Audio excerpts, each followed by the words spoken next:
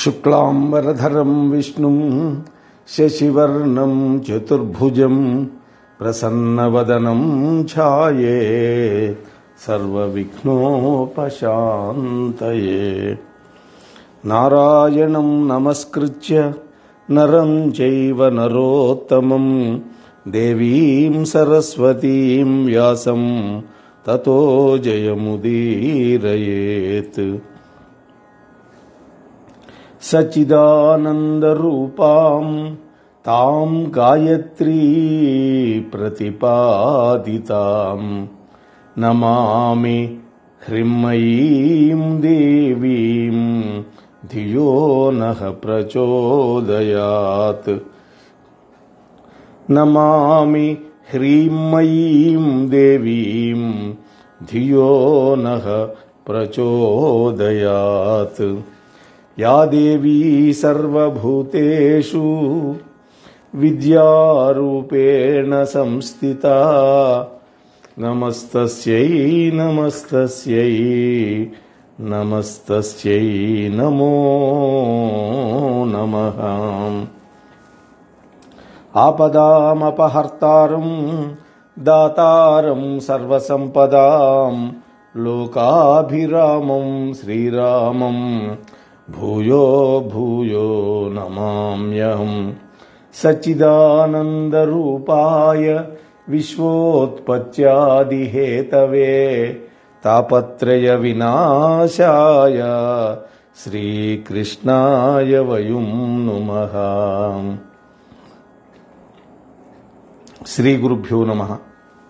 శ్రీమాత్రే నమః. పరమ పవిత్రమైనటువంటి శ్రీమద్ దేవీ భాగవత పురాణాన్ని మనం ఈ రోజు నుంచి అనుసంధానం చేసుకునే ప్రయత్నం చేద్దాం. నేను పెద్దల వల్ల విన్నటువంటిది,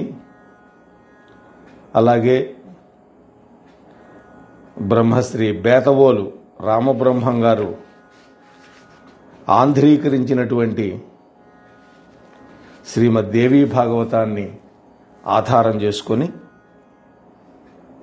నేను నా ప్రవచనాన్ని ప్రారంభిస్తాను. శ్రీమద్ దేవీ భాగవతం 12 స్కంధాలతోటి 18,000 శ్లోకాలతోటి వేదవ్యాస మహర్షి మనకు అనుగ్రహించాడు. ఇందులో సాక్షాత్తు జగన్మాత ప్రధాన పాత్ర. ఆమె జగన్నాయిక, ఆమె ఇందులో నాయిక. ఇది ఈ పురాణం యొక్క విశిష్టత. అందుకే దీన్ని పురాణ రాజము అన్నారు. ఈ పురాణం భుక్తి ముక్తి ప్రదాయకం అన్నారు. ఇందులో ధర్మార్థ కామమోక్ష ప్రతిపాదకాలైనటువంటి మనోహరమైన కథలున్నాయి. వాటితో పాటు యోగ తంత్ర మంత్రాది శాస్త్రాలు అనేకం మనకి ఈ పురాణంలో ఉన్నాయి. అందువల్లే ఈ గ్రంథానికి అంత ఉదాత్తత సంతరించింది. ఇది ఇప్పటికీ చాలామంది నిత్యము పారాయణ చేస్తూ ఉంటారు ఈ గ్రంథాన్ని. సాధారణంగా శ్రీమద్ భాగవతాన్ని సప్తాహ రూపంలో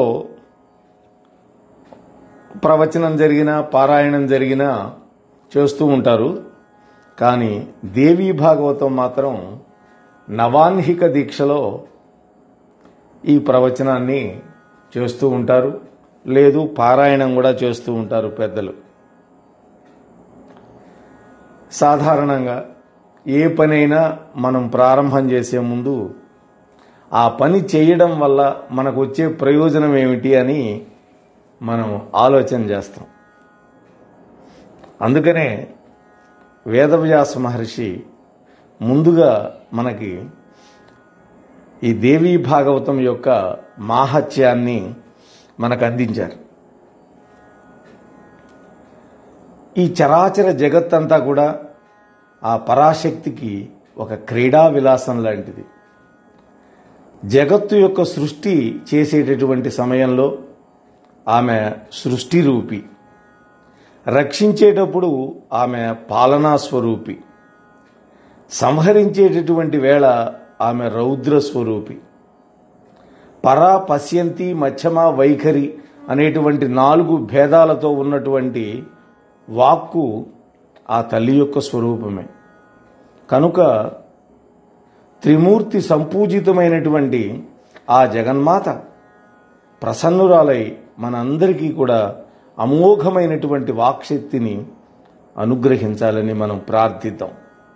ముందుగా శ్రీమన్ మహాదేవికి నమస్కరించి నరనారాయణులకు శిరస్సు వంచి సరస్వతీదేవిని, వ్యాసమహర్షిని అభినుతించి పురాణం ప్రారంభించాలి అని పెద్దలు అంటారు. అందుకనే మనం శ్లోకం చెప్పుకున్నాం ప్రార్థనలోనే, నారాయణం నమస్కృత్య నరంచైవ నరోత్తమం దేవీం సరస్వతీం వ్యాసం తతో జయముదీరయేత్ అనేటువంటి ప్రార్థనా శ్లోకం మనం ప్రార్థనలో పెట్టుకున్నాం. నైమిషారణ్యం, అక్కడ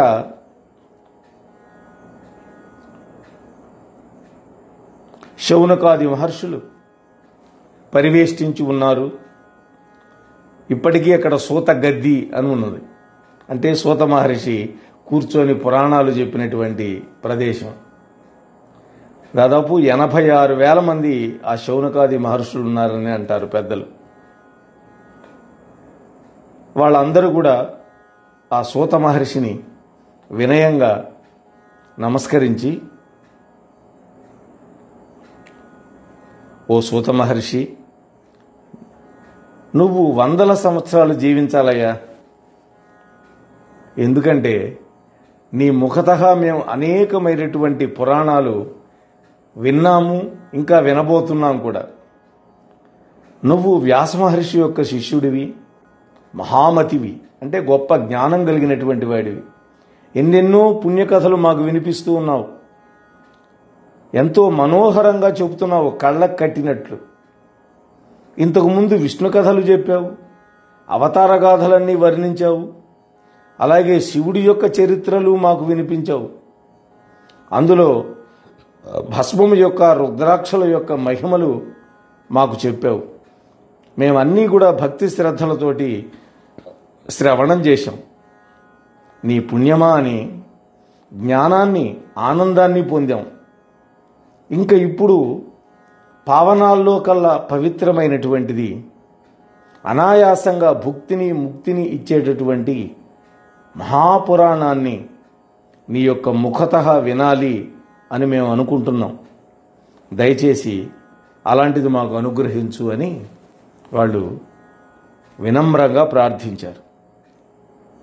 అప్పుడు సూత మహర్షి చిరునవ్వు నవ్వి తన గురుదేవుడైనటువంటి వ్యాస మహర్షిని స్మరించుకొని, సరస్వతీమాతని స్మరించి, ఆ జగన్మాతను స్మరించుకొని ఇలా చెప్తున్నాడు, ఓ శౌనకాది మహర్షులారా, అడగవలసింది అడిగారు.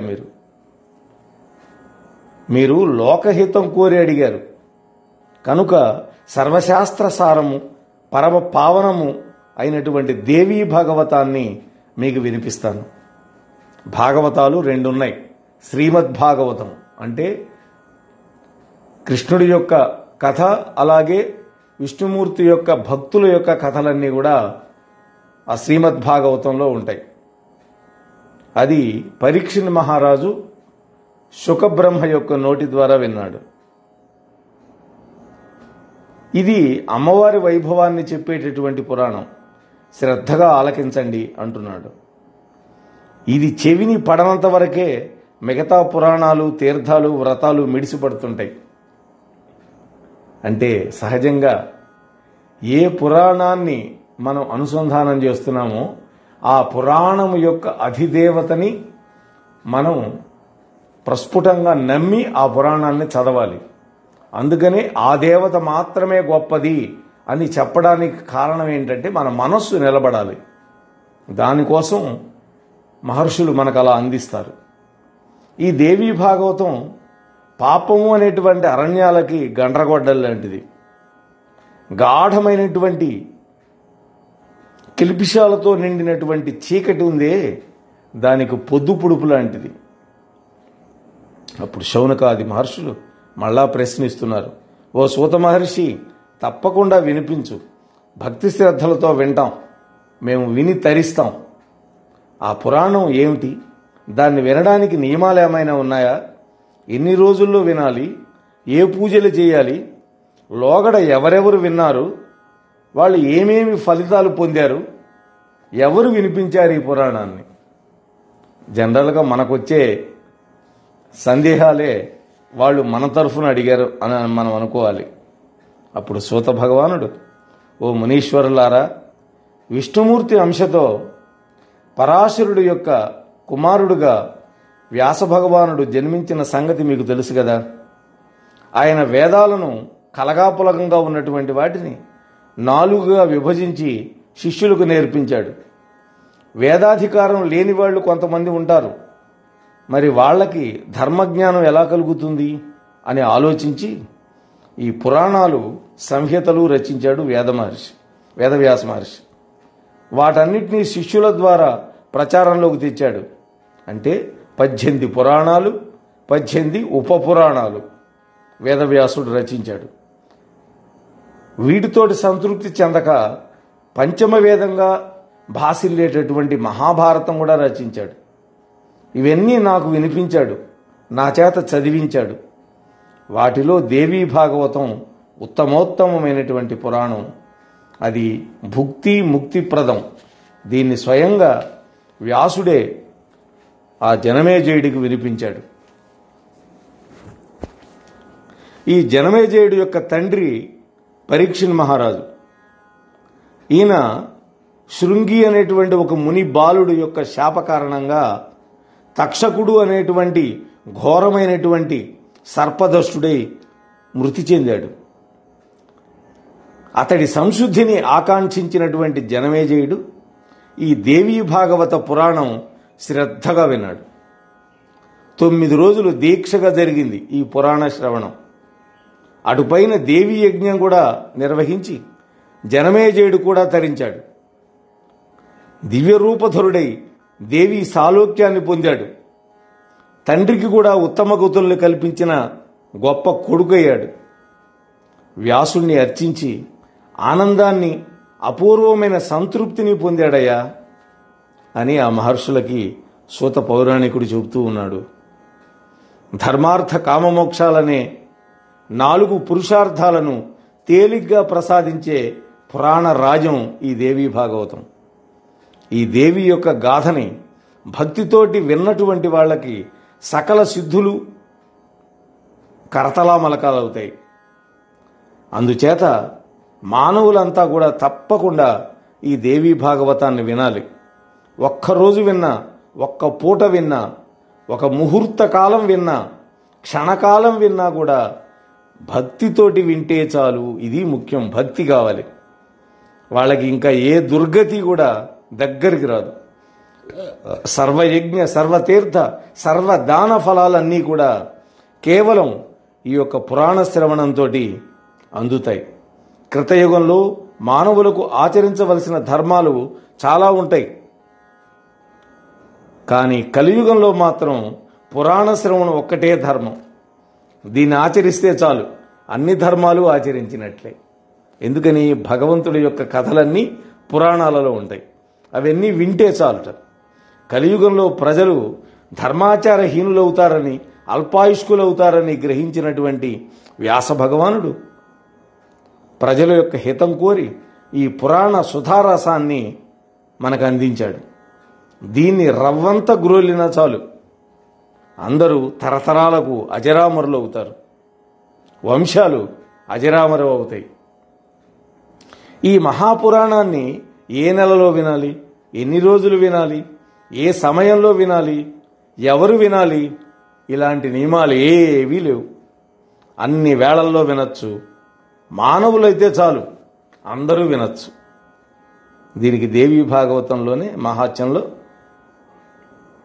1వ శ్లోకం చెప్పింది.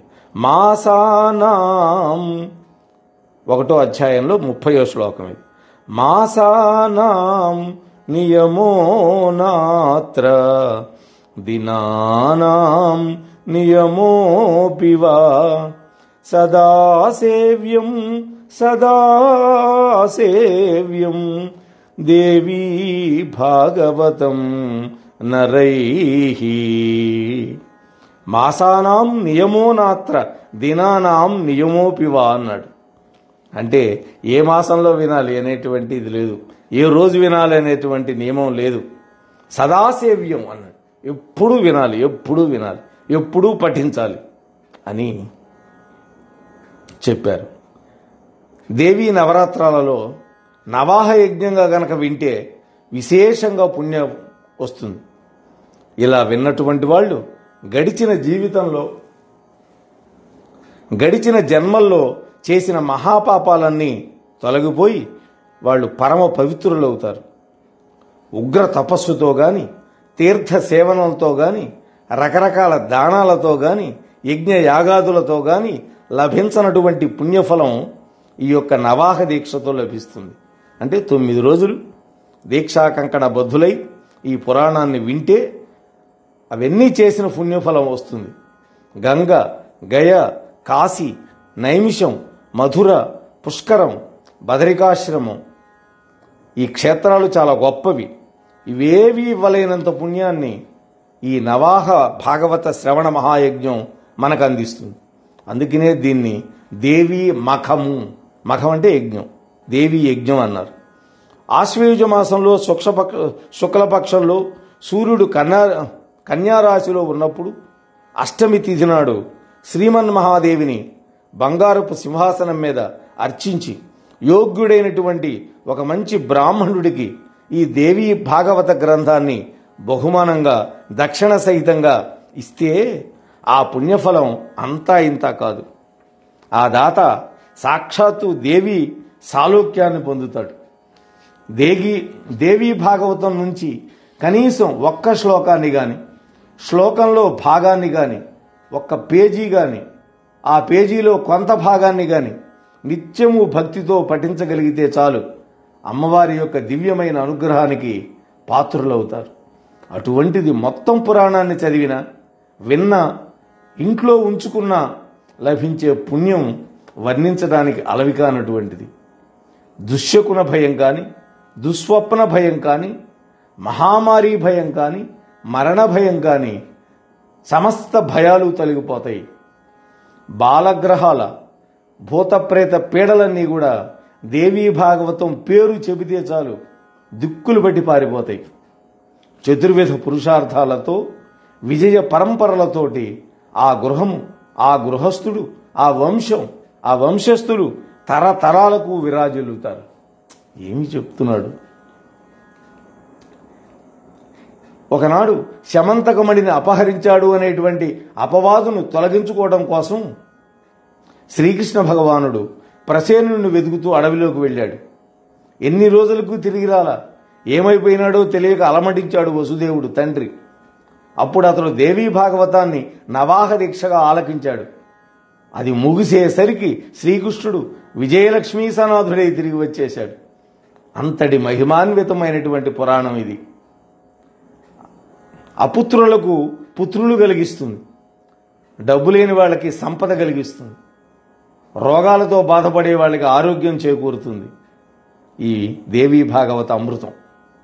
గొడ్రాళ్ళు సంతానవతులవుతారు, దీర్ఘాయుష్మంతులైన పుత్రులను పొందుతారు. ఈ పుస్తకం ఏ ఇంట్లో ఉంటే ఆ ఇల్లే ఒక తీర్థం. ఆ ఇంట్లోని వాళ్ళంతా పరమ పావనులవుతారు. వాళ్ళకి ఏ కష్టం, ఏ దుఃఖం ఎప్పుడూ రాదు. వాళ్ళకి అపజయం అనేదే ఉండదు.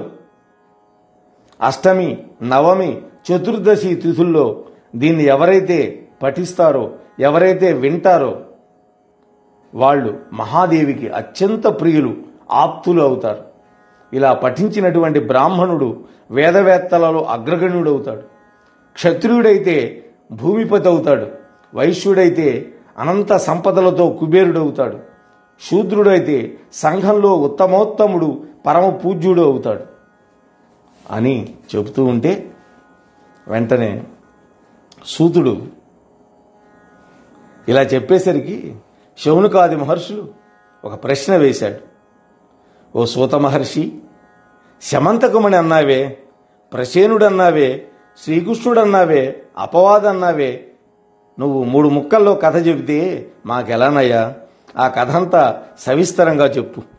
వసుదేవుడు ఏ నియమనిష్టలతోటి ఈ దేవీ భాగవతం విన్నాడో, ఎవరు వినిపించారో మాకు తెలియజేయి అని వాళ్ళు అభ్యర్థించారు.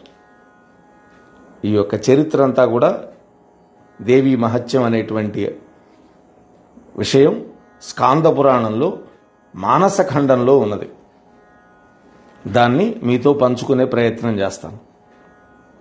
ఓ మహర్షులారా, పూర్వం భోజవంశంలో పుట్టినటువంటి సత్రాజిత్తు అనేటువంటి వాడు ద్వారవతి అనేటువంటి ఊళ్ళో ఉంటూ సూర్యుణ్ణి ఆరాధించి సూర్యలోకం దర్శించి వచ్చాడు. ఆ సూర్యుడిచ్చినటువంటి శమంతకమణిని సగర్వంగా ధరించి మరో భాస్కరుడిలాగా వెలిగిపోయేవాడు. ఒక రోజున శ్రీకృష్ణుడు సత్రాజిత్తును ఆహ్వానించాడు. తన సుధర్మా సభలో అందరి ఎదుట బ్రహ్మాండంగా మర్యాదలు జరిపించి సన్మానించాడు. ఆ సందర్భంలో అతడు తన శమంతకమణిని గురించి అందరికీ చెప్పాడు. దాన్ని సూర్యుడు బహుకరించాడని, రోజుకి 8 బారువుల బంగారం అది పెడుతుందని, అది ఉన్నటువంటి చోట రోగ పీడలను తొలగిస్తుందని, దుర్భిక్షం ఉండదని, క్షామం ఉండదని చెప్పాడు. అందరూ విన్నారు, ఆనందించారు, అభినందించారు కూడా. కానీ శ్రీకృష్ణ భగవానుడు ఒక్క మాట చెప్పాడు. ఓ సత్రాజిత్తు, అది నీ వద్ద ఉండడం కంటే మా మహారాజు దగ్గర కనుక ఉంటే ప్రజలందరికీ మేలు జరుగుతుంది అని అన్నాడు భగవానుడు. అంతే ఆయన అన్నది. కానీ అతను అన్నాడు, నేనెంతో తపస్సు చేసి సూర్యుడిని మెప్పించి తెచ్చుకున్న మణి నేనెందుకు ఇస్తాను అన్నాడు. కృష్ణుడు నవ్వాడు, ఊరుకున్నాడు. ఇలా జరిగింది. కొన్నాళ్ళకి సత్రాజిత్తు సోదరుడు ఉన్నాడు ఒకడు, ప్రసేనజిత్తు వాడి పేరు. ఒకనాడు ఆ మణిని పూజా మందిరంలోంచి తీసి మెడలో వేసుకొని వేటకెళ్ళాడు అడవికి. అక్కడ ఒక సింహం ఆ మణిని మాంసం ముద్ద అనుకొని ఆ ప్రసేనుడిని సంహరించి అది నోటగరుచుకొని పోతున్నది.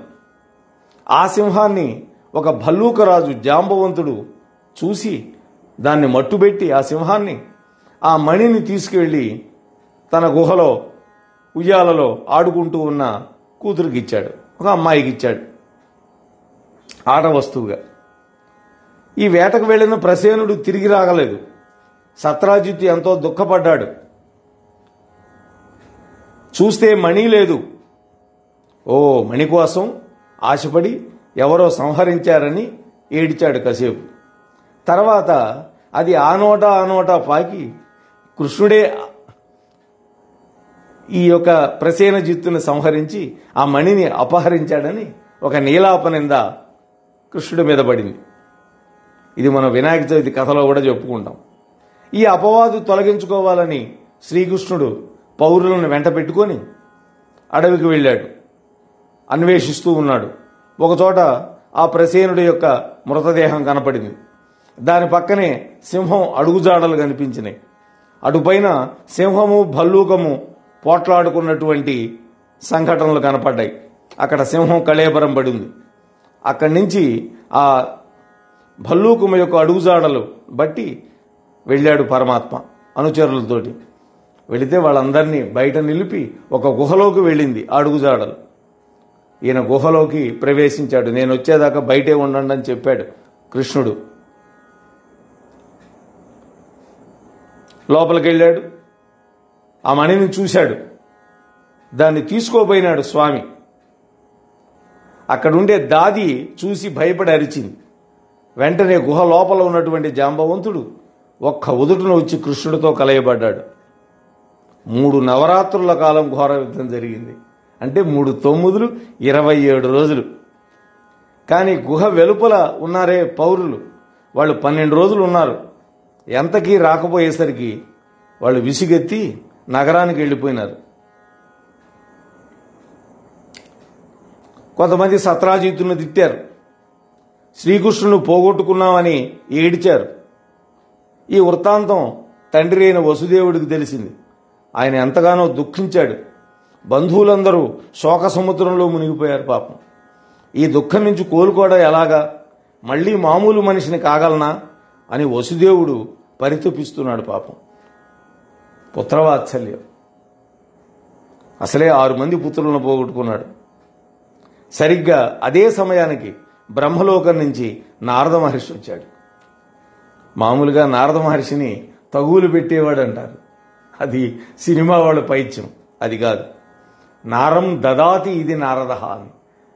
జ్ఞానప్రదాత నారద మహర్షి. నారదుడు ఎక్కడ వస్తే అక్కడ శుభం జరుగుతుంది. వ్యాస మహర్షి దగ్గరికి వచ్చాడు దుఃఖపడుతున్నప్పుడు. కృష్ణుడు కథ రాయలేదయ్యా అన్నాడు. భాగవతం వచ్చింది మనకి. అలాగే దుఃఖపడుతున్న వాల్మీకి దగ్గరికి వెళ్ళాడు. రామచరిత్ర రాయమన్నాడు. రామకథ రామాయణం వచ్చింది. కాబట్టి 2 అద్భుతమైన గ్రంథాలు మనకు వచ్చినాయి అంటే నారదుడి వల్లే వచ్చాయి. అప్పుడు ఆ వసుదేవుడు ఎదురెళ్ళి నమస్కరించి అతిథి మర్యాదలన్నీ జరిపాడు. నారదుడు కూడా కొన్ని కుశల ప్రశ్నలు వేస్తాం. బాగున్నారా, ఏంటి దుఃఖంగా కనిపిస్తున్నారే అన్నాడు ఆయన తెలియనట్లుగా. అప్పుడు వసుదేవుడు జరిగిన కథ అంతా చెప్పి, మా శ్రీకృష్ణుడు ఏమైపోయినాడో తెలియక దిగులు పడిపోతున్నాను, ఇప్పటికి చాలా రోజులు గడిచిపోయింది అని అన్నాడు. అంటే 12 రోజులు గడిచిపోయింది. 13 రోజు వచ్చాడనమాట నారద మహర్షి. సరే, మా అబ్బాయి జాడ తెలియటం లేదు, మరి దీనికి ఏదైనా ఉపాయం చెప్పు మహానుభావ అని ప్రార్థించాడు. అప్పుడు నారద మహర్షి, ఆ జగన్మాతను ఆరాధించవయ్యా, వెంటనే నీకు శ్రేయస్సు కలుగుతుందన్నాడు. మహర్షి, ఎవరీ జగదంబిక, ఆవిడ ప్రభావం ఏంటి, ఆమెను ఎలా ఆరాధించాలి, నువ్వు కృపామూర్తివి, వివరంగా చెప్పి నన్ను ఈ శోక సముద్రం నుంచి ఉద్ధరించు అని ప్రార్థించాడు. అప్పుడు నారద మహర్షి, ఓ వసుదేవ, క్లుప్తంగా చెబుతాను విను. దేవి మహిమ అనంతమైనది, ఎవరు వివరించి చెప్పలేరు. ఆ తల్లి సచిదానంద స్వరూపిణి, నిత్య సత్య పరాత్పర. ఆమె ఈ జగత్తు అంతటా వ్యాపించి ఉంటుంది. మా తండ్రి బ్రహ్మదేవుడు ఆ మహాదేవిని ఆరాధించడం వల్లనే ఈ యొక్క యావత్ జగత్తును సృష్టించగలుగుతున్నాడు. మధుకైటవుల బారి నుంచి తప్పించుకోగలిగాడు. ఆ విష్ణుమూర్తి లోకాలన్నీ పరిపాలిస్తుడన్నా, చక్కగా పరిపాలన చేస్తున్నాడన్నా, ఆ రుద్రుడు కల్పాంతంలో సంహరిస్తున్నాడన్నా కూడా అంతా కూడా ఆ తల్లి యొక్క కరుణ వల్లే. ఈ సంసార బంధానికి, బంధ విముక్తికి కారణం ఆదిశక్తి. ఆవిడే సర్వేశ్వరి, పరవిద్యాస్వరూపిణి. నవరాత్ర విధానంలో నువ్వు అర్చించు. నవాహ దీక్షలో దేవీ భాగవత పురాణాన్ని శ్రవణం చేయి. అది ముగిసేలాగా నీ పుత్రుడు నీ ముందుంటాడు, ఇది నిశ్చయం.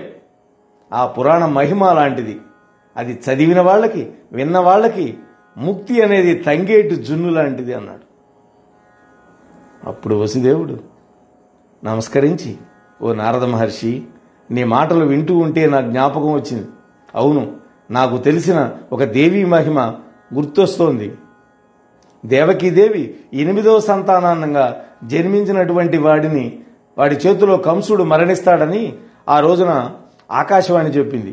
అది విన్న కంసుడు నన్ను దేవకిని కారాగారంలో బంధించి పుట్టిన శిశువులు పుట్టినట్టు 6గురిని పొట్టన పెట్టుకున్నాడు. దేవకీదేవి గర్భశోకానికి అంతే లేదు.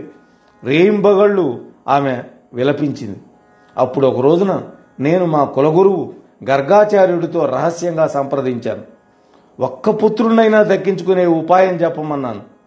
ఆయన దుర్గాదేవిని ఆరాధించవయ్యా, అదే తరుణోపాయం. ఆ తల్లి గనక అనుగ్రహిస్తే నీ కోరిక నెరవేరుతుంది అని చెప్పాడు. నేను కారాగారంలో ఉంటిని, ఎలా ఆరాధిస్తాను స్వామి? అందుకని మీరే నా పక్షన, అంటే నా తరఫున ఆ తల్లిని ఆరాధించి ప్రసన్నురాలిని చేయండి అని నేను కోరుకున్నాను.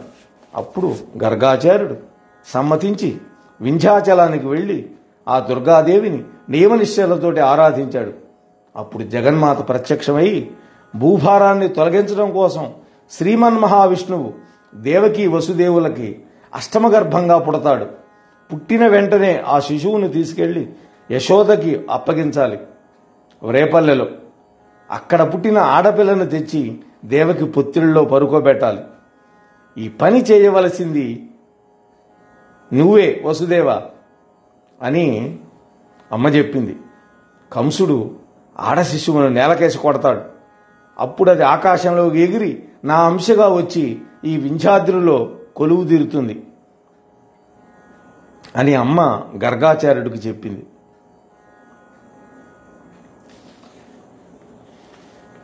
అని దుర్గాదేవి ప్రసన్న చిత్తంతో చెప్పింది మన గర్గాచార్యుడికి. అప్పుడు మళ్ళీ గర్గుడు మధురకు వచ్చి ఇదంతా కూడా నాకు రహస్యంగా చెప్పాడు. మా దంపతులు ఎంతో సంతోషపడ్డాం. ఆ తర్వాత అన్నీ కూడా ఆ తల్లి చెప్పినట్లే జరిగినాయి. ఓ నారద మహర్షి, అప్పటికప్పుడు మళ్ళీ దేవీ మహిమ గురించి వింటున్నాను. అప్పుడు విన్నాను, కన్నాను, ఇప్పుడు మళ్ళీ మీ ద్వారా వింటున్నాను. అందువల్ల దయచేసి మీరే ఆ దేవీ భాగవతాన్ని వినిపించి మళ్ళీ నా పుత్రుడిని నాకు చేర్చండి అన్నాడు. నారద మహర్షి నోటి మీదుగా వినాలనుకున్నాడు. నా అదృష్టం కొద్దీ ఈరోజు మీరు దయచేశారు. శ్రమ అనుకోకుండా ఆ పురాణ శ్రవణం చేయించండి నా చేత అని అడిగాడు వసుదేవుడు. అప్పుడు వసుదేవుడి యొక్క అభ్యర్థనని నారదుడు కాదనలేకపోయాడు. ఒక మంచి రోజున మంచి ముహూర్తాలో దేవీ భాగవత పురాణాన్ని ప్రారంభించాడు. నిర్విఘ్నంగా పరిసమాప్తి కోసం బ్రాహ్మణులు వినాయక పూజలు చేసి నవాక్షర మహాదేవి మంత్రాన్ని జపించారు. వాళ్ళు మార్కండేయ పురాణంలో చెప్పిన దేవీ స్తోత్రాలన్నీ పఠించారు. ప్రథమ స్కంధంలో ఆరంభించి నవాహ దీక్షతోటి 12 స్కంధాలు ప్రవచనం పూర్తి చేశాడు నారద మహర్షి. వసుదేవుడు కూడా అంతే భక్తి శ్రద్ధలతోటి భాగవతామృతాన్ని ఆస్వాదించాడు. 9వ రోజున పురాణం పూర్తయిందో లేదో ప్రసన్న చిత్తంతో నారదుడికి పూజా సత్కారాలు చేశాడు. అక్కడ గుహాబిలంలో శ్రీకృష్ణుడి యొక్క ముష్టిఘాతాలకి జాంబవంతుడి శరీరం పులిసిపోయింది. నీరసపడిపోయినాడు. శరీరం అంతా శిథిలమైపోయింది. అప్పటికి శ్రీకృష్ణ భగవానుణ్ణి దేవుడిగా గుర్తించగలిగాడు. భక్తితో శిరస్సు వంచి నమస్కరించాడు. స్వామీ, నా అపరాధం క్షమించమని కాళ్ల మీద పడ్డాడు. అప్పుడు జాంబవంతుడు అంటున్నాడు, ఓ మహానుభావా, గుర్తించాను, నువ్వు భగవంతుడివి, నా రాముడివే. నువ్వు సముద్రానికి సేతువు నిర్మించి లంకాపట్టణాన్ని ధ్వంసం చేయించి రావణాసురుని సంహరించినటువంటి నీ రోషం గుర్తుకు వచ్చింది. ఆ రోషమే సంకేతంగా నిన్ను గుర్తించాను. నువ్వు నా రాముడివే, శ్రీరామచంద్రుడివి, కృష్ణావతారంలోకి వచ్చావు. ఇప్పుడు ఎంత అపచారం చేశాను స్వామి, నన్ను క్షమించు, మనసారా క్షమించు. నేను నీ భృత్యుణ్ణి, నువ్వు ఏమి ఆజ్ఞాపిస్తావో ఆజ్ఞాపించు. అప్పుడు భగవానుడు, ఓ వృక్షరాజా, శమంతకమణి కోసం నేను ఈ బిలంలోకి వచ్చానయ్యా అన్నాడు ముక్తసరిగా. అనడమేమిటి, జాంబవంతుడు మణితో పాటు తన కన్యామణి జాంబవతిని కూడా కృష్ణుడికి కానుగ్గా సమర్పించాడు. అర్ఘ్యపాద్యాదులతోటి అర్చించాడు. ఆయన రెండింటినీ స్వీకరించాడు, కన్యామణిని శమంతకమణిని. సంతోషంగా తన ద్వారకా నగరానికి చేరుకున్నాడు. దేవీ భాగవత శ్రవణం పూర్తి చేసి నారదుడిని సత్కరించి నిలబడ్డటువంటి వసుదేవుడి కళ్ళకి గుమ్మంలో శ్రీకృష్ణుడు శమంతకమణితో కన్యామణితో కనిపించి కనువిందు చేశాడు. హరే కృష్ణ హరే కృష్ణ, జై జగన్మాత. ఆ వసుదేవుడికి తనువు పులకించిపోయింది. కన్నుల్లో ఆనంద బాష్పాలు చిప్పిలినాయి. శ్రీకృష్ణుడి యొక్క రాకతో నారదుడు కూడా సంతోషించాడు. అందరినీ ఆశీర్వదించి ఆయన సెలవు పుచ్చుకున్నాడు. బ్రహ్మసభకు వెళ్ళిపోయాడు. ఓ శౌనకాది మహర్షులారా, ఇదయ్యా హరిచరిత. దీన్ని చదివిన వాళ్ళకి విన్న వాళ్ళకి అపవాదులు అపయశస్సులు తొలగిపోయి సుఖ సంతోషాలు పుష్కలంగా లభిస్తాయి. కోరికలన్నీ తీరతాయి. జన్మాంతంలో మోక్షం లభిస్తుంది అని ఈ కథని మనకి వినిపించాడు సూత పౌరాణికుడు శౌనకాది మహర్షులకి. అమ్మవారి అనుగ్రహంతో నేను మీకు వినిపిస్తున్నాను. తర్వాత ఆ దేవీ భాగవత మహాత్యాన్ని తెలియజెప్పే మరొక ఇతిహాసం ఉంది, అది కూడా వినిపిస్తాను, శ్రద్ధగా వినండి అని సూత మహర్షి చెబుతున్నాడు. పూర్వకాలంలో ఒకప్పుడు అగస్త్యుడు లోపాముద్రతో కలిసి కైలాసానికి వెళ్ళి కుమారస్వామిని అభ్యర్థించి కథలుగా అనేకం తెలుసుకుంటున్నాడు. తీర్థ దాన వ్రతమహత్యాలు ఎన్నో ఆ షణ్ముఖుడు చెప్పగా విని ఆ వృద్ధ దంపతులు ఎంతగానో ఆనందించారు. అయినా వాళ్ళకు తృప్తి కలగల. లోకహితం కోసం దేవీ భాగవతం గురించి, దాని మహిమ గురించి చెప్పమని అడిగారు. అప్పుడు త్రిలోక జనని ఆ పురాణంలో ఎంతో కీర్తించబడిందట కదా, మాకు తెలియజెప్పవా అని ఆ స్కందుణ్ణి అగస్త్యుడు లోపాముద్ర కోరుకున్నారు. అప్పుడు స్వామి చెబుతున్నాడు, కుమారస్వామి, ఓ కుంభసంభవ, భాగవత మహత్యాన్ని విస్తరించి చెప్పాలంటే ఎవరి వల్ల అయ్యే పని కాదయ్యా. నువ్వు అడిగావు కనుక క్లుప్తంగా చెబుతాను. 6 ముఖాలు కలిగిన వాడికే సాధ్యం కాదు అంటే ఒక ముఖం కలిగినటువంటి నాలాంటి వాళ్ళకి ఏమి సాధ్యం అవుతుంది? సచ్చిదానంద స్వరూపిణి జగదంబిక భుక్తిముక్తి ప్రదాయినిగా సాక్షాత్కరించేది దేవీ భాగవతంలోనే. అందుచేత దేవీ భాగవతం అంటే దేవి వాంగ్మయ రూపం. దీన్ని పఠన శ్రవణాదులకు దుర్లభమైనది ఏది ఈ సృష్టిలో లేదు. కాబట్టి వినండి అంటున్నాడు. వెనకడికి వివస్వంతుడి యొక్క కొడుకు శ్రాద్ధదేవుడని ఒక మహారాజు ఉన్నాడు. అతడికి ఎంతకాలానికి సంతానం కలగలేదు. మగబిడ్డ కావాలని ఆకాంక్షించి వశిష్ఠుల వారి అనుమతితోటి పుత్రకామేష్టి చేశాడు. అతడి భార్య శ్రద్ధాదేవి తనకు ఆడపిల్ల కావాలని ఆ విధంగా హోమం నిర్వహించమని అభ్యర్థించింది. జనరల్గా తండ్రి ఏమనుకుంటాడు, తన వంశం పెరగాలి కాబట్టి మగపిల్లవాడు కావాలనుకుంటాడు. ఆమె భార్య స్త్రీ కాబట్టి ఆమె పుత్రికా సంతానం కావాలని అభ్యర్థించింది. హోత అలాగే హోమం చేశాడు. యజ్ఞం పూర్తయింది. కొంతకాలానికి శ్రద్ధాదేవి గర్భం ధరించింది. ఆడపిల్లను కన్నది. ఇలాదేవి అని పేరు పెట్టారు ఆమెకి. కానీ మహారాజు మనస్సు కలుక్కుమంది. మగపిల్లవాడు కావాలని సంకల్పం చేసి నేను యజ్ఞం నిర్వహిస్తే ఆడపిల్ల పుట్టిందేమిటి? గురుత్తమా, ఈ సంకల్ప వైషమ్యం ఎలా జరిగింది అని వశిష్ఠుల వారిని అడిగాడు. అప్పుడు ఇలాదేవి మగవాడుగా మారాలంటే ఈశ్వరుని ప్రార్థించమని వశిష్ఠ మహర్షి చెప్పాడు. శ్రాద్ధదేవుడు శివుణ్ణి ప్రార్థించాడు. శివానుగ్రహము, గురువు యొక్క అనుగ్రహము, గురువానుగ్రహం ఉంటేనే ఏదైనా, భగవంతుడు అనుగ్రహం ఉన్నా ముందుగా గురువు అనుగ్రహం కావాలి. ఈ రెండూ కలిసి ఇలాదేవి పురుషుడుగా మారిపోయింది. సుజుమ్నుడు అని అప్పుడు మళ్ళీ వేరే పేరు పెట్టారు. అంటే మంచి కాంతి కలిగిన వాడని. ఆ రాకుమారుడు సకల విద్యలకు సముద్రుడయ్యాడు. యవ్వనంలోకి అడుగుపెట్టాడు. ఒకరోజు వేట కోసం ఒక మహావనంలోకి అడుగుపెట్టాడు. పరివారంతో కలిసి రథమెక్కి అడవి నుంచి అడవికి పయనిస్తున్నాడు. ఒక అడవి నుంచి ఇంకో అడవికి వెళ్తున్నాడు. అప్పుడు మేరు పర్వతానికి దగ్గరలో ఉన్న ఒక వనానికి చేరుకున్నాడు. ఆ వనానికి ఒక చరిత్ర ఉంది. ఒకప్పుడు శివపార్వతులు అక్కడ క్రీడిస్తూ ఉండగా శివ దర్శనం చేసుకోవాలి అని కొంతమంది మునులు తెలియక పాపం హఠాత్తుగా అక్కడికి వచ్చారు. అప్పుడు అమ్మవారు సిగ్గుపడింది. అది గ్రహించిన మునులు వెంటనే వెళ్ళిపోయి శ్రీహరిని శరణు వేడుకున్నారు. కానీ పార్వతిని సముదాయించడం కోసం శివుడు ఆ వనానికి ఒక శాపం పెట్టాడు. ఈ రోజు నుంచి ఈ వనంలోకి ఎవరైనా పురుషులు గనక ప్రవేశిస్తే వాళ్ళందరూ ఆడవాళ్లుగా మారిపోతారు అని శాపం పెట్టాడు.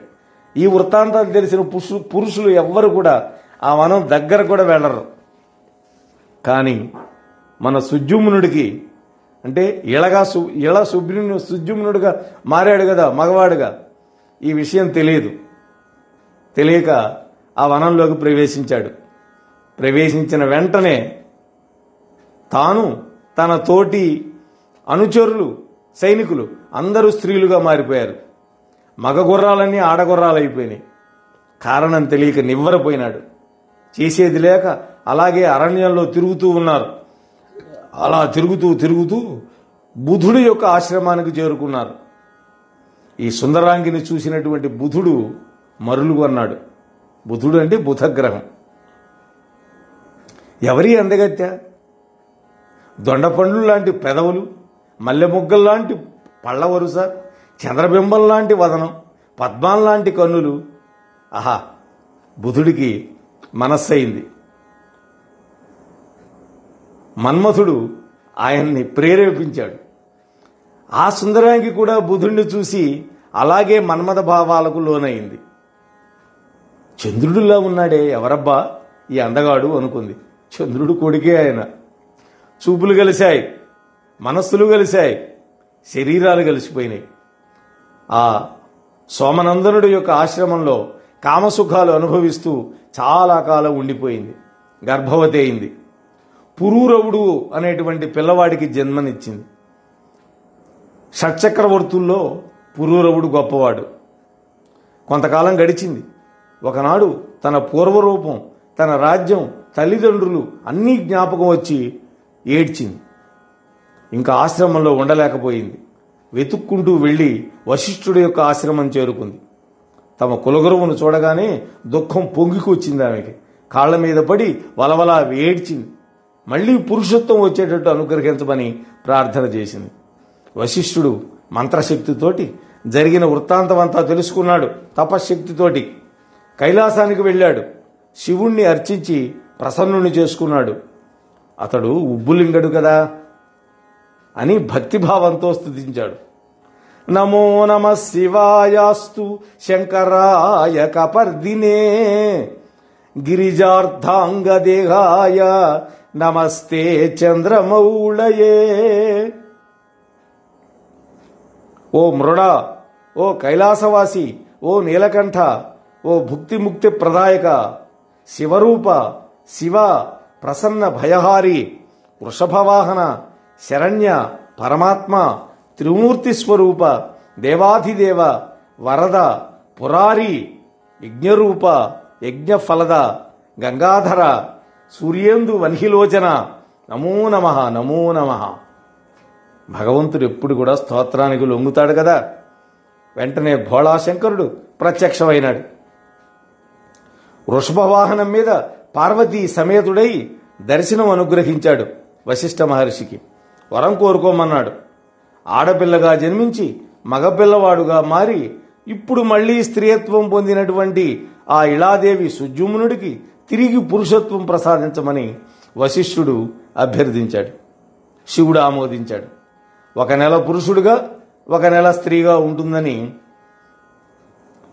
శివుడు ఆజ్ఞ ఇచ్చి అంతర్ధానం చెందాడు. వశిష్ఠుడు అంతటితో సంతృప్తి చెందక జగదీశ్వరుని స్తుతించాడు. 1 నెల పురుషుడు 1 నెల స్త్రీ అంటే ఆయన సమ్మతించక అమ్మవారిని స్తుతించాడు ఇలా. జయదేవి మహాదేవి భక్తానుగ్రహకారిణి జయ సర్వసురారాజ్యే జయానంత గుణాలయే. ఓ శరణాగత వత్సల, ఓ దుర్గా, ఓ దేవేసి, ఓ దుఃఖహంత్రి, దుష్ట దైత్య నిషూదిని, భక్తగమ్య, మహామాయ, జగదంపిక, సంసార సాగరోత్తారపాతి భూతదయాంబుజ. ఏమి నామాలు! త్రిమూర్తి సంసేవిత, చతుర్వర్గ ప్రదాయిని. నిన్ను స్తుతించాలంటే సమర్థుడెవడు తల్లి? కేవలం భక్తితో నమస్కరించడం తప్ప నేనేం చేయగలను? వశిష్ఠుడి యొక్క స్తోత్రానికి ఆ జగదీశ్వరి పార్వతీదేవి ప్రసన్నురాలైంది. సుజుమ్నుడి యొక్క మందిరానికి వెళ్లి భక్తితో నన్ను అర్చించు. నాకు అత్యంత ప్రీతిపాత్రమైన దేవీ భాగవతాన్ని నవాన్హిక దీక్షతో అతడికి వినిపించు. అది ముగిసేసరికి తిరిగి పుంసత్వం పొందుతాడు అని అమ్మ చెప్పింది. ఓ మహర్షి, ఓ వశిష్ఠ, సుజుమ్నుడి దగ్గరికి వెళ్ళు, భక్తితో నన్ను అర్చించు, తర్వాత నాకిష్టమైనటువంటి దేవీ భాగవతాన్ని 9 రోజుల పాటు అతనికి వినిపించు అని అమ్మవారు ఆజ్ఞాపించింది. వశిష్ఠుడు సంబరపడ్డాడు, ఆశ్రమానికి వచ్చేశాడు. దేవి యొక్క ఆజ్ఞను వివరించాడు రాజుగారికి. ఆశ్వయుజ శుక్లపక్షంలో దేవిని ఆరాధింపజేసి భాగవతం తానే పురాణశ్రవణం చేయించాడు దేవీ భాగవతాన్ని. సుజుమ్నుడు కూడా భక్తిగా విన్నాడు. వినిపించిన వశిష్ఠుడిని అర్చించాడు. వెంటనే పురుషత్వం పొందాడు. రాజ్యానికి పట్టాభిషిక్తుడయ్యాడు. ప్రజారంజకంగా పరిపాలన సాగించాడు. భూరి దక్షిణలతో దేవీ యజ్ఞాలు అనేకం చేశాడు. పుత్రుల్ని పొందాడు. వాళ్ళకి రాజ్యం అప్పగించి తాను తపస్సులు చేసుకుని దేవి యొక్క సాలోక్యాన్ని పొందాడు.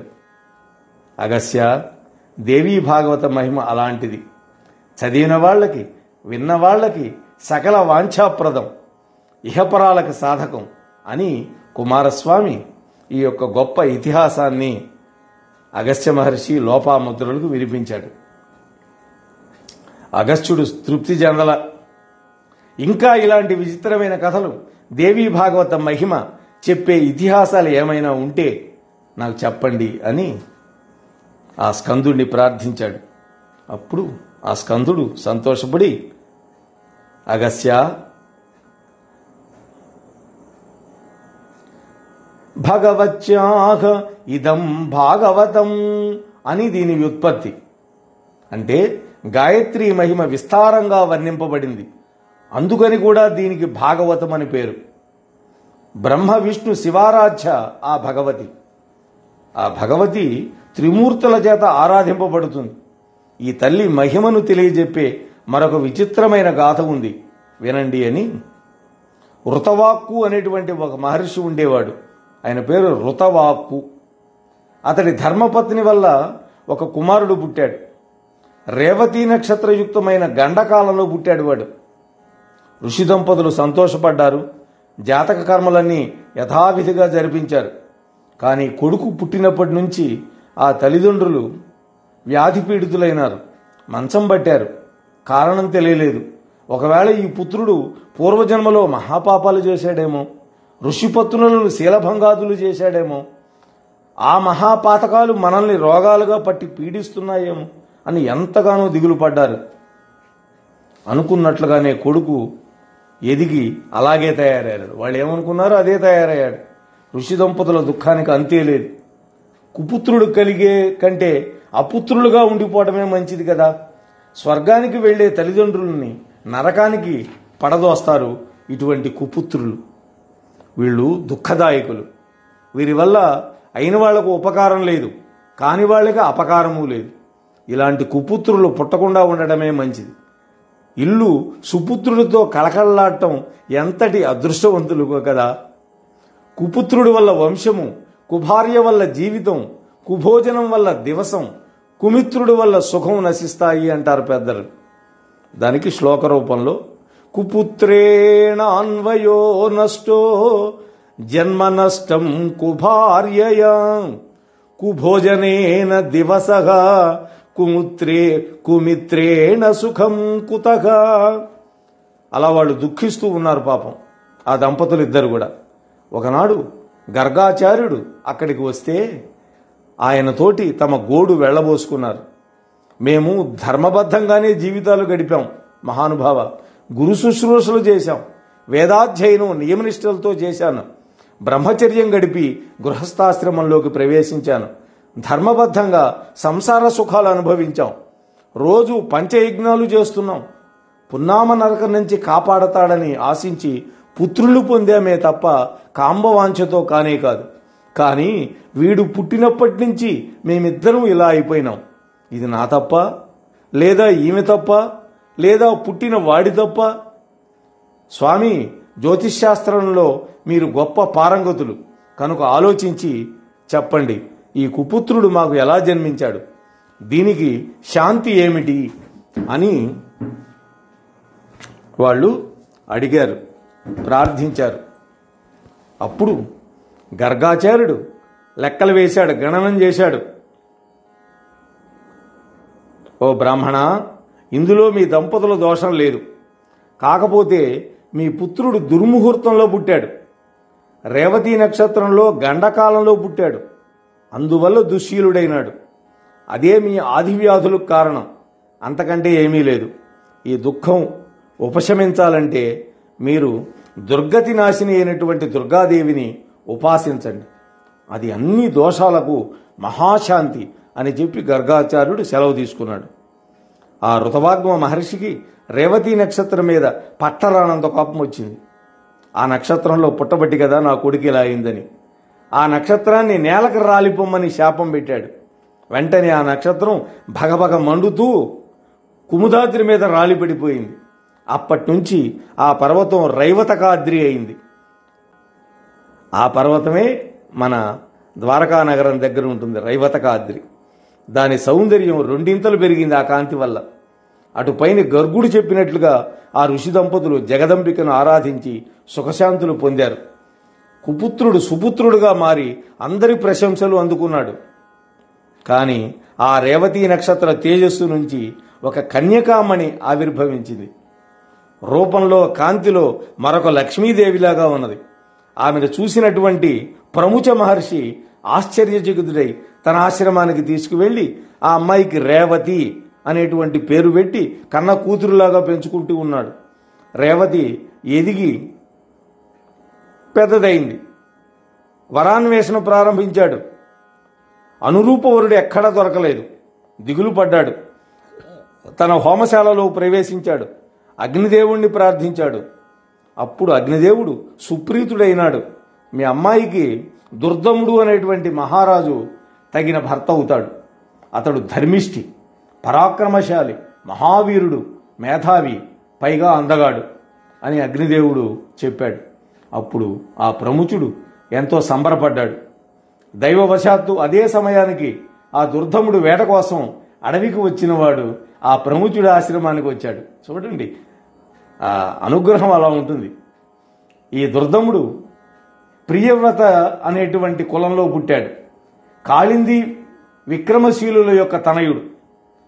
ఇతడు వచ్చిన సమయానికి ఆ ప్రముచుడు ఆశ్రమంలో లేడు, హోమశాలలో ఉన్నాడు. పర్ణశాలలో రేవతి మాత్రమే ఉంది. దుర్దముడు ఆ అమ్మాయిని చూశాడు. ప్రియా, ప్రముచుల వారు ఆశ్రమంలో లేరా? వారిని దర్శించి పాదాభివందనం చేసి ఆశీస్సులు పొందాలని వచ్చానన్నాడు. హోమశాలలో ఉన్నారు అంది రేవతి. దుర్దముడు హోమశాలకు వెళ్ళాడు. ద్వారంలో నిలబడ్డాడు. ప్రముచుడు తలెత్తి చూశాడు. రాజలక్షణాలతో వినయ విధేయతలతో విరాజులుతూ ఉన్న ఆ దుర్దముడిని చూసి ప్రముచుడు ఆప్యాయంగా ఆహ్వానించాడు. రాజు వచ్చి పాదాభివందనం చేసి నిలబడ్డాడు. ప్రముచుడు గౌతముడు అనేటువంటి శిష్యుడిని పిలిచి అర్ఘ్యపాద్యాదులు తెమ్మన్నాడు. చాలా కాలానికి వచ్చాడు మన మహారాజు, పైగా నాకు కాబోయే అల్లుడు అంటూ అతిథి సత్కారాలు చేశాడు. సముచిత ఆసనం చూపించి కూర్చోమన్నాడు. కుశల ప్రశ్నలు వేశాడు. మహారాజా, నీ సైన్యం, కోశం, మిత్రబృందం కుశలంగా ఉన్నారా? భృత్యులు, అమాత్యులు క్షేమంగా ఉన్నారా? దేశము, రాజధాని సుభిక్షంగా సమృద్ధిగా ఉన్నాయా? నీకు ఆరోగ్యం బాగుంది కదా? నీ భార్య క్షేమం గురించి అడగను, ఎందుకంటే ఆ అమ్మాయి ఇక్కడే ఉంది కనుక. తక్కిన వారి క్షేమ సమాచారాలు ఏమిటో చెప్పు అన్నాడు. ప్రముచ మహర్షి, అన్నీ కుశలమే. మీ యొక్క ఆశీర్వాద బలం వల్ల అందరం క్షేమమే. నా భార్య ఇక్కడే ఉంది అంటున్నావు, ఎవరావిడా? ఇది చాలా కుతూహలం కలిగిస్తోంది, చెప్పండి అన్నారు. ఓ చిరంజీవి, ఓ దుర్దమ, రేవతి అనేటువంటి ఈ అమ్మాయి నా కూతురు, నీ భార్య. రూపంలో, గుణంలో సాటి లేని మహిళ. నీ భార్యనే నువ్వు ఎరగవా? మహర్షి, నా అంతఃపురంలో సుభద్ర ప్రభుతులు చాలామంది ఉన్నారు భార్యలు, కానీ వారిలో రేవతి అనేవాళ్ళు ఎవరూ లేరే. రాజా, ఇక్కడికి రాబోయే ముందు పర్ణశాలలో ఒక అమ్మాయిని చూసి ప్రియా అని సంబోధించావు కదా, అప్పుడే మరిచిపోయావా అన్నాడు. మహర్షి, మీరన్నది నిజమే. అక్కడ ఒక అమ్మాయిని చూశాను, ప్రియాని సంబోధించాను, కానీ నాకు ఏ దుష్టభావము లేదు. దయచేసి కోపించొద్దు, ఏదో మాట వరుసకు అలా పిలిచాను అంతేనన్నాడు. రాజా, నాకు తెలుసు నీ మనస్సులో ఏ దుష్టభావం లేదు, అయినా కూడా అగ్నిదేవుడి యొక్క ప్రేరణతో నీ నోటి నుంచి అలా ఆ సంబోధన వచ్చింది. ఇప్పుడే నేను అగ్నిదేవుడిని అడిగాను, రేవతికి తగిన వరుడు ఎవరు అని. దుర్దముడు భర్త అవుతాడని అగ్నిదేవుడు చెప్పాడు. సరిగ్గా అదే సమయానికి నువ్వు పర్ణశాలకు వచ్చి రేవతిని ప్రియా అని పిలిచావు. ఇక్కడికి వచ్చావు. ఇది దైవ నిర్ణయం కనుక మా అమ్మాయిని స్వీకరించు. ప్రియా అని ఎలాగూ పిలిచావు గనక ఇక విచారించాల్సిన పని లేదు. దుర్దముడు ఆలోచనలో పడ్డాడు. ప్రముఖుడు వివాహయత్నాలు ప్రారంభించాడు. రేవతికి విషయం తెలిసింది. రేవతి నక్షత్రంలోనే వివాహం జరిపించమని కోరింది. ఇంకా మత్స్య నక్షత్రాలు చాలా ఉన్నాయి కదా, నీకెందుకు ఈ పట్టుదల అన్నాడు. పైగా ఋతవాగ్ముని శపించాడాయా. ఇప్పుడు ఆ నక్షత్రం ఆకాశంలో లేదు, నేలబడిపోయింది. ఎలా జరిపించమంటావు అన్నాడు ప్రముఖుడు. ఒక్క ఋతవాక్యేనా సమర్థుడు. నువ్వు కూడా అంతటి తపస్వే, నేను ఎరుగుదును. తలుచుకుంటే ముల్లోకాలు సృష్టించగలవు కనుక నా విన్నపాన్ని మన్నించండి అని ఆ అమ్మాయి అడిగింది. అప్పుడు రేవతి నక్షత్రంలోనే వివాహం జరిపించు అని పట్టుబట్టింది. ప్రముఖుడు కూడా సరేనన్నాడు.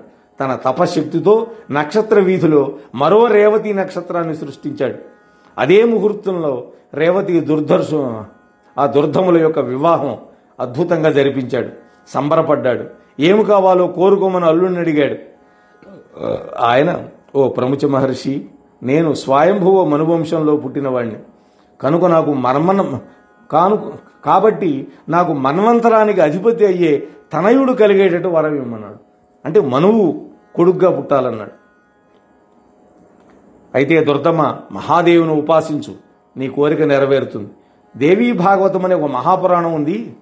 అది 5వ పురాణం 18 పురాణాల్లో. దాన్ని శ్రద్ధాసక్తులతోటి 5 మార్లు చదివించుకొని విను. ఈ రేవతికి నీకు జన్మించబోయే కుమారుడు 5వ మన్వంతరానికి అధిపతి అవుతాడు అని ప్రముఖుడు ఆశీర్వదించాడు. దుర్దముడు సంతోషించాడు. రేవతీదేవిని తీసుకొని రాజధానికి వెళ్ళాడు. ధర్మబద్ధంగా ప్రజలను సొంత కొడుకుల్లాగా చూసుకుంటూ పరిపాలన సాగించాడు. ఒకనాడు లోమస మహర్షి దుర్దముడు రాజధానికి వచ్చాడు. మహారాజు ఎదురు వెళ్లి సాష్టాంగ నమస్కారం చేసి అంతఃపురంలోకి తోడ్కొని వచ్చి అతిథి మర్యాదలన్నీ చేశాడు.